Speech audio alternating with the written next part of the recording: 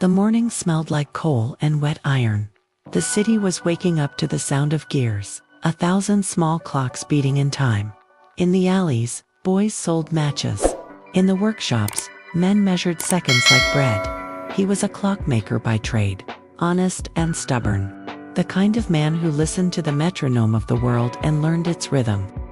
He liked light. Not the flashy kind, but the honest kind. The glow that helped a seamstress thread a needle at midnight. The soft lantern for the child in the cold. One night, figuring a better mantle, he sketched a design, a lantern that burned cleaner, lasted longer, and threw a steady, reliable glow. It was small, it was simple, it was dangerous when the right people saw it. He built it. The first time the lamp breathed, the room changed, shadows steadied, faces relaxed. This light felt like a promise. The bakers stayed later and counted dough by the glow. The seamstress didn't lose another stitch. The neighbors knocked on his door, eyes wide. Word moves quick in small towns. The next morning, a man in a fine coat knocked and asked to see it. The visitor wasn't a whispering neighbor. He was an investor with a ledger. He said the right words: distribution, profit, market. He drew maps with the flip of a finger and painted futures with ink. The clockmaker listened. He was naive to the language of capital, but smart about honesty. "We can light the whole street," the investor said. "We can light the city." The clockmaker wanted nothing grander than better light for his town. He signed on a promise and a dotted line. Money moved faster than craft. Workshops were repurposed. Factories learned to churn brass mantles by the dozens. The lantern that had once been made with careful hands was now a product line. Whole neighborhoods lit up as if someone had flipped a giant switch. People said the city was reborn. But somewhere in the ledger, the clockmaker's name was a small entry beneath a number. He was paid a fair sum. He was not credited. The city loved the light. Stories go with light. Safer streets, longer shifts, nights filled with trade. The orphans read under the glow. Markets stayed open late, and the street lamps turned what used to be dangerous into opportunity. People cheered the investors, hung ribbons at inauguration, called it progress. The clockmaker watched the parades from a distance, proud but small. He had lit the night, but somebody else had taken the center stage. The investors built labs and hired engineers. They patented variants with fancier names and wrote white papers. The clockmaker kept visiting the shop, making tweaks, suggesting a small fix here and there. He was told he was helpful, that his name would be in a small note. "We'll mention you in passing," they said. No cap. They were feeding him lines to keep him calm while they prepared a press release with their crest. When the patent papers arrived, they credited a design by the firm and listed a lead engineer, a man with a clean suit and a name people could say on stage. The city papers praised the firm. Editors called it a triumph of industry. Folks started telling a new origin story, not of the tinkering man with oil on his hands, but the firm that had the machine to scale. The original light maker, a footnote, at best. It didn't start as a hit. It was quiet, a misquote here, a small correction in the press there. Soon the ledger of the city's memory had been edited. Rumors said his design was derivative, that his early model was unsafe. People who once nodded at him walked past. The clockmaker found his small fame evaporating into whispers. He kept working. He kept fixing.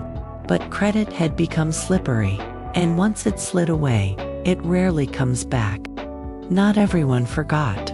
A clerk in the patent office, meticulous, quiet, had kept copies of the original sketches. He admired the craftsmanship and tucked away the first pages in a private ledger. He knew the truth, and he made a promise in silence. One day, this would matter. For now, he kept the paper folded in a drawer. Sometimes being the keeper of truth is the loneliest job, and the noblest. He didn't rage, he did not seek revenge. He patched, refined, and taught apprentices how to shape brass without cracking it. But nights were the cost. He dreamed of a small plaque by a lamppost reading, "Made by," but the city honors men who sign checks, not hands that did the work. Sometimes, he'd stand under a lamppost and run his fingers along the pole, feeling the hum of light and the echo of a name he never heard. Years later, the city decided to host a gala celebrating the industrial pioneers. The investor stood on stage and took the applause. The engineer read a list of contributors, and the crowd clapped for names that sparkled. The clockmaker was not on the program. He attended quietly, clapped politely, and watched the lights shine like a crown on shoulders that did not deserve them.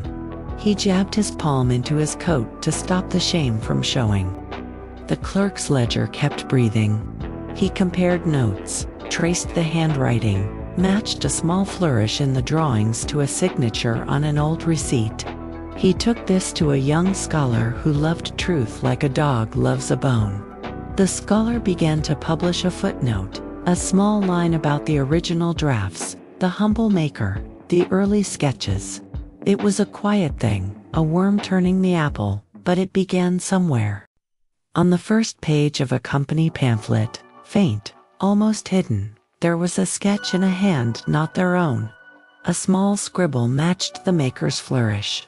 The firm had used his drawing as a template and polished it for production. They had built an industry on his craft and written themselves into the front row. History is good at making tidy heroes. It's messy when the real work was done by somebody else. The scholar's paper caused a stir in tiny circles.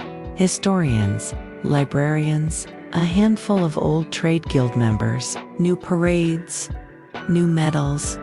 But conversations changed. Lectures began to mention the maker in passing. The city paper's small columns at first published the correction. It was modest, but it shifted a scale that had been tipped for profit. Sometimes justice is a slow rodent, nibbling at a wall until it falls. Years later, a small plaque, not in the grand square but on a lamppost near the old workshop, read a few words, in memory of the maker who first lit these streets. It wasn't marble, it wasn't famous, but the plaque bore a name. He never saw the ceremony. He had long since stopped expecting one. But the plaque meant that someone remembered enough to carve it. The clerk's ledger was returned to a civic archive. The scholar went on to teach and tell a story in classes about craftsmanship and credit. The industry marched on, but in small rooms, people told a different short version. A man with oil-stained hands made the first light. That line passed from teacher to pupil, from grandchild to grandchild. It was not loud, it was steady, it was enough. True corrections rarely make front pages, but they make the margins hum. Archivists, scholars, and curious kids do the work most historians skip.